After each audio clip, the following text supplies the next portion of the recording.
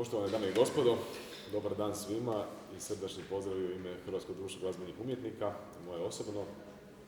Hvala svima koji ste došli danas obilježiti ovaj svečani trenutak za nas i za dobitnike nagrade i diplome Milka Trnina u okolnostima koje naravno nisu baš idealne, ali evo s idejom da je umjetnost i onako neuništiva, svevremenska i izvanvremenska istovremeno.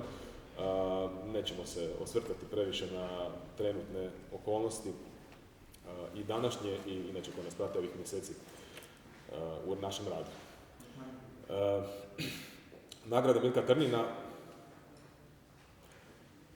Milka Trnina se dodjeljuje 1958. godine kao strukovna nagrada, zapravo najviša strukovna nagrada u Republici Hrvatskoj, dodjeljuje Hrvatsko društvo glazbenih umjetnika.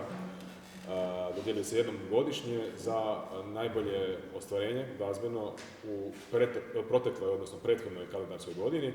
Tako je dakle ova nagrada ustanovljena za 2019. godinu i dodjeljuje malo sa zakašnjenjem s obzirom na izvanredne okolnosti zbog koronavirusa. Trebali biti na proljeće, međutim morali smo ipak posponirati nekoliko mjeseci naprijed.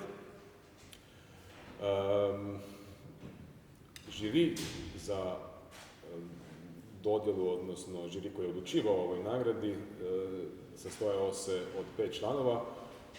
Adela Golec-Rilović je predsjedavala, a ostali članovi su bili gospoda Martin Draušnik, Tomislav Žužak, Daniel Detoni i moja malenkost po definiciji, odnosno po funkciji predsjednika društva. Mogu reći da smo poprilično jednoglasno i lako donijeli ovakve zaključke, bez obzira što je bilo zaista drugih kvalitetnih kandidata, odnosno prijava. Međutim, evo, ne samo s obzirom na nominalne koncerte koji su bili prijavljeni za ovu nagradu, već dapače zbog dugogodišnjeg jednog zaista istaknutog umjetničkog rada sviju dobitnika, zaista evo, nismo imali težak posao.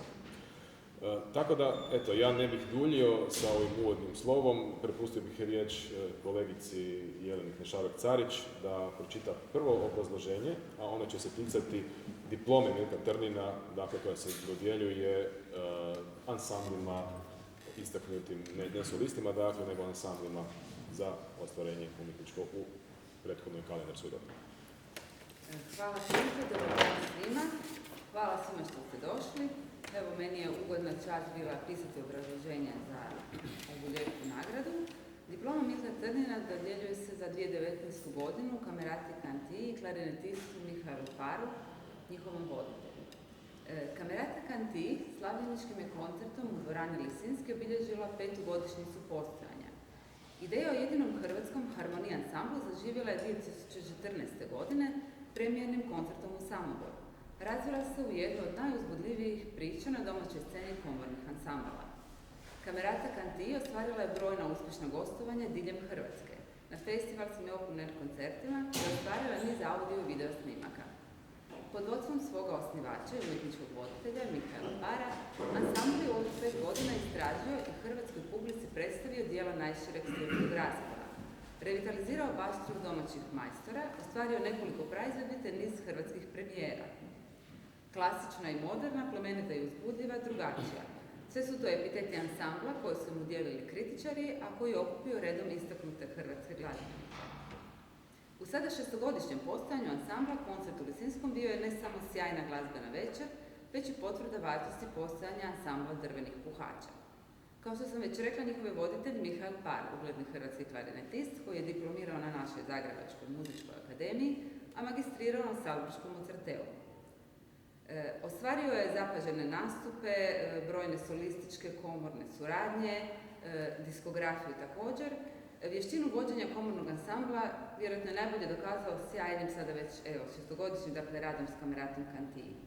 Neka ova diploma kao priznanje krovne strukovne udruge Hrvatskog društva glazbenih umjetnika bude poticaj za daljnji rad i Mihajlu i svim članovima Kamerate Kantiji. Evo, iskreno čestitam u svoje ime i ime društva.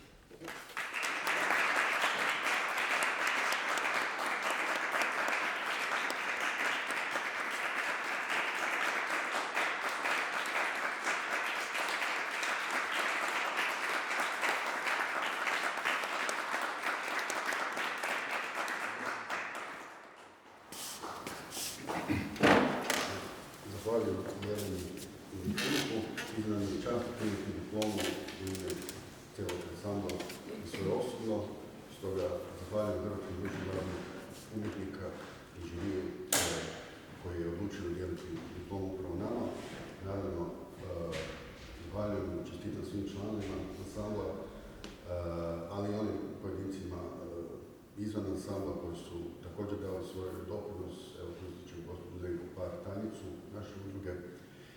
I evo, da ja ne duljim previše, samo jedna mala obzervacija, kad smo prije godinu dana negdje ovo vrijeme održali naš obljetnički koncert u Lisinskom, zapravo prethodnim velemištem. Evo, mi smo zapravo mogli slutiti da ćemo u ovo vrijeme ove godine dobivati priznanje za taj koncert, ali nismo ni slutili da će to biti i u ovakvim okolnostima.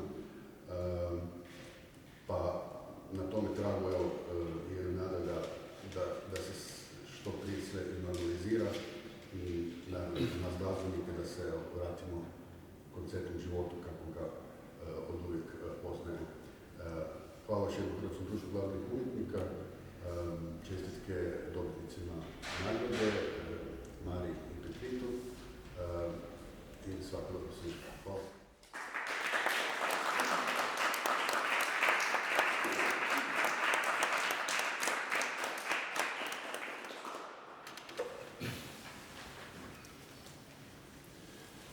Ja ću pročitati za obrazloženje za gospođu Mariju ili Mariju Kuhar-Šošu, kad nisam siguran. Dakle, Marija Kuhar-Šoša je višestruko nagrađivana pjevačica, te po riječima kritike jedna od najsvestranijih pjevačica u Hrvatskoj. Diplomirala je na Muzičkoj akademiji u Zagrebu u studiju glazbene kulture te studij pjevanja u klasi Lidije Horvat-Dunjka. Od 2006. do 2009. godine bila je stipendistica CEE Musiktheater i Deutsche Bank te nositeljica državne stipendije za posebno nadarene studente. U Hrvatskom narodnom kazalištu u Zagrebu nastupala je u mnogim ulogama, od kojih posebno izdvajamo onu Papagene, Prvog dječaka i Pamine u Čarobnoj fruli, Annine u Traviati, Cerline u Don Giovanniju, Konstance u Razgovoru Kameličanke. Kritika je hvalila njezinu Nanette u Falstaffu te Mariju Belakante u Vješnici Hilari. Oduševila je kao Zajčeva Jelena u Nikoli Šubiću Zrinskom, a osobito zapažena bila su njezina ostvarenja Mizette u La Bohème i Suzanne u Figarovom piru. Za vrijeme i nakon studija osvojila je brojne nagrade i priznanja u hrvatskom inozemstvu, od kojih izdvajamo 3 posebne nagrade, kao najmlađa finalistica na međunarodnom pjevačkom natjecanju u Passau 2005. godine, Rektorovu nagradu 2006. godine za nastup u Rekviemu Wolfganga Amadeusa Mozarta, nagradu Hrvatskog glumišta za ulogu Konstance, te nagradu Zagrebačke filharmonije za najboljeg mladog glazbenika 2009. godine. Ostvarila je niz koncertnih nastupa te surađivala s nizom simfonijskih orkestara i ansambala kao što su Zagrebačka filharmonija, Slovenska filharmonija, Beogradska filharmonija, Simfonijski orkestar HRT-a, Cantus Ensemble Zagrebački solisti, Orkestar opere HNK Zagreb, Orkestar opere u Tirani, te dirigentima od kojih spominjamo Pavla Dešpalja, Ivu Lipanovića, Nikšu Barezu, Vjekoslava Šuteja, Ivana Repušića, Vladimira Karančevića, Aleksandra Kalajđića, Uroša Lajovica, Johannesa Lindnera, Marka Letonju i Zubina Metu. Nagradu Milka Trena žiri je dodijelio za ulogu Gilde u Rigolettu Giuseppea Verdija, izvedenom u splitskom HNK pod ravnanjem Ive Lipanovića i u režiji Dražena Siriščevića. Ulogu Rigoleta tumačio je Ljubomir Puškarić, dok je sopranistica Marija Kuhar-Šoša prvi put tumačila ulogu Gilde. Prema riječima muzikologinje Zrinke Matić, Puškarić i Kuhar-Šoša vodili su kroz dramu, a fokus je kroz cijelo vrijeme predstave privlačila Marija Kuhar-Šoša, koja je, citiram, oduševila transparentnom, nježnom, gotovo krhkom vokalnom linijom, koja je međutim bila neupitno sigurna, povezana, precizna u svakoj intonaciji, s odlično odmjerenim koloraturama, u pravoj belcanto maniri, belinijevske mekoće, što je najevidentnije bilo u izvrsno otpjevanoj ariji Carno, a posebno u duetu Tutte le feste al tempio. Ono što je oduševilo bilo je način na koji je glasom prikazala rast svoga lika, od gotovo djetinje naivne osjećajnosti u prvom činu, čija ljubkost prelazi u ženstvenu raspjevanost i sve moćniju vokalnost u drugom i trećem činu.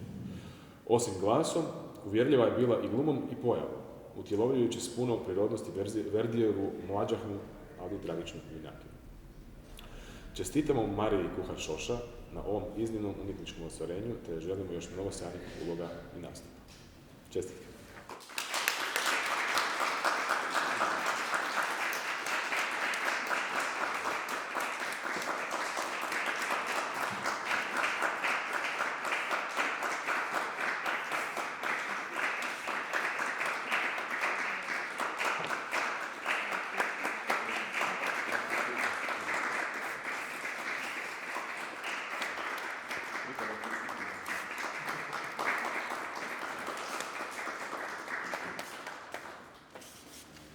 Evo, hvala od srca društvu. Nagrada se sama htjela poklopiti, malo umiriti, jer svaka nagrada koliko vas motivira, tako vas učini ponizima u jednom kraju. Jer zaista puno je umjetnika koji su divni, krasni i koji nas motiviraju i koji nas grade. Ti umjetnici su i u društvu. Oni su moje društvo i zato sam neizmjerno sretna da sam dio tog društva. Moram se zahvaliti, iskoristiti ovu priliku, da se zahvalim cijelom Splitu, Splitskom Hrvatskom narodnom kazalištu, maestru Panoviću, gospodinu Draženu Siriščeviću, direktoru opere Juri Vučeviću i usudit ću se reći našim dragom Šestanu intendantu. Cijeli moj umjetnički put zaista je započeo sa imenom Dražena Siriščevića, jer sam ko malo dijete upravo njegovim entuzijazmom kroz operu Box prihvatila pjevanje i zaljubila se u pjevanje. A moje umjetničke početke kao dirigent navodio je upravo Ivo Lipanović. Neizmjerno sam tome zahvalna i nekako ova nagrada došla kao i dio zrelosti i potvrda jedne zrelosti koja se opet dogodila u njihovim rukama. I na tome im od srca hvala. I hvala splitskoj publici, jer kod njih je zaista teško osvojiti njihova srca, ali ako ste iskreni, oni su jednako toliko iskreni, puni su ljubavi i mislim da smo to svi uspjeli. Hvala žiriju koji sluša, gleda, proučava i uz nas je. A mislim da je to danas najvažnije, da umjetnici budu zajedno i da nastave pjevati, svirati, raditi ono najbolje što znaju, a to je učiniti ovaj život malo ljepšim. Hvala.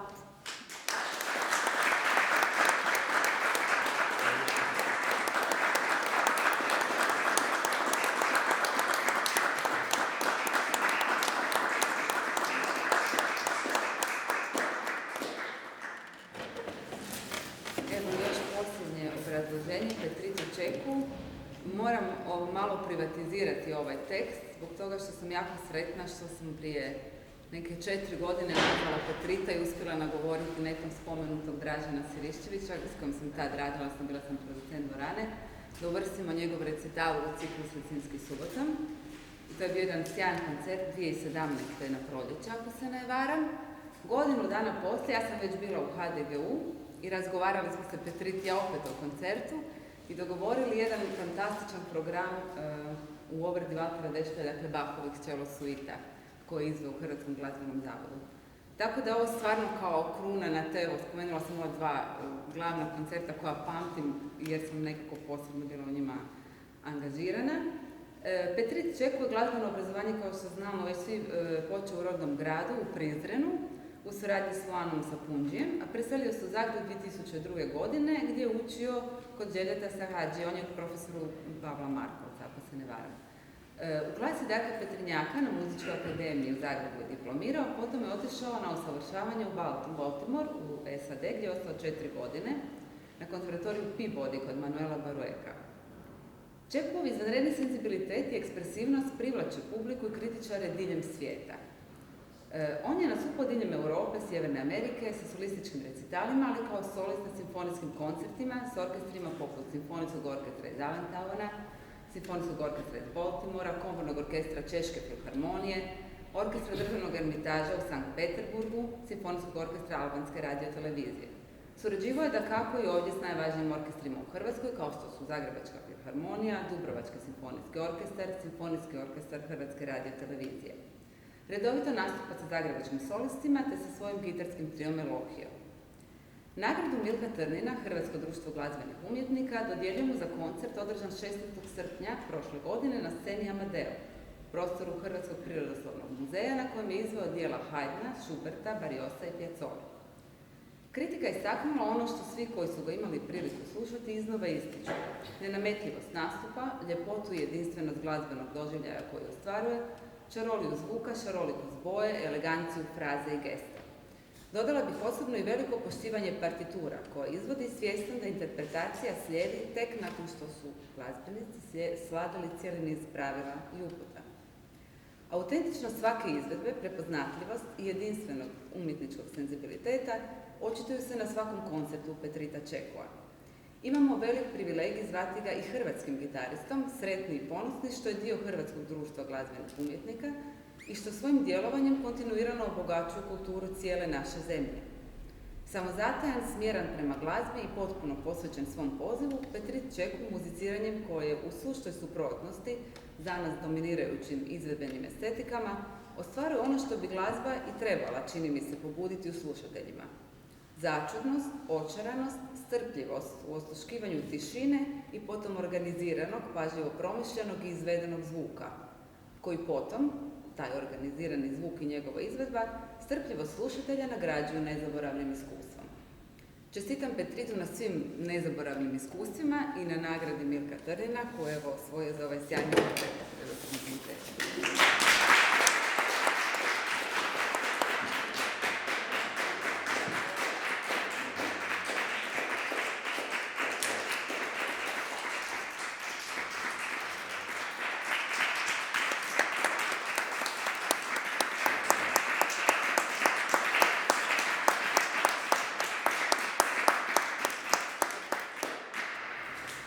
Hvala puno na obrazloženju, hvala društvu, hvala članovima žirija što ste me počastili ovako velikom nagradom.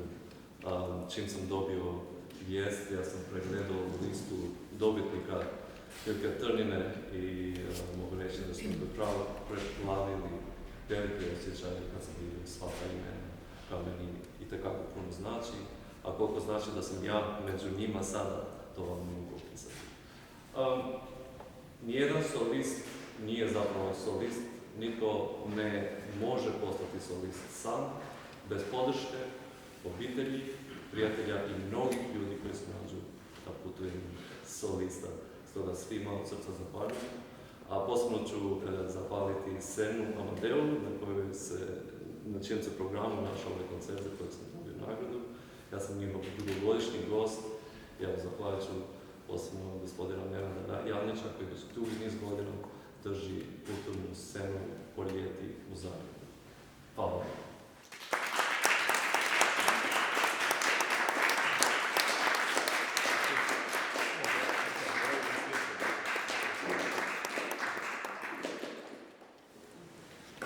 Hvala svima. Evo za kraj, da ne bi bio samo govorancija i dijeljenja nagrada, naši su nam dobitnici nagrada pripremili kratki program. Mi ćemo se povući, a njima prepustiti ovaj ovdje dio, s tim da ću ja samo najaviti. Dakle, prvo će Petrit izvesti solo Johana Kaspara Merca, Anna Malvina, ispričavam se, iz ciklusa Barbenklänge opus 13 za gitaru solo. A potom će zajedno Petrit Čeku i Marija Puhar-Šoša izvesti dvije solo popjevke Ivana Padovca, našeg skladatelja koji ove godine obilježava 220.